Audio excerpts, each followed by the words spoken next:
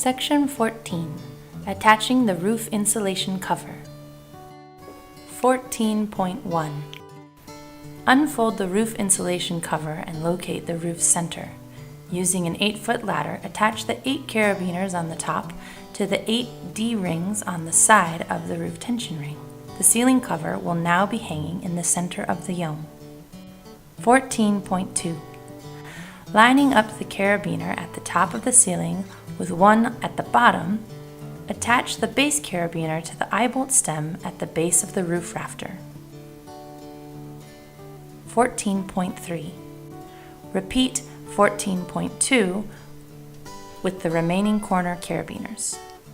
14.4. Attach the S-hooks on the back side of the roof insulation cover to the wires on the top plate poles. 14.5. Once all the corners and S-hooks are attached, go back around and using the webbing at the corners, tighten the fabric by pulling the loose end of the webbing. 14.6.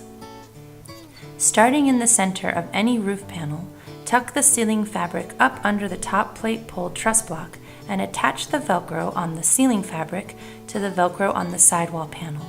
Seal the corners last. 14.7.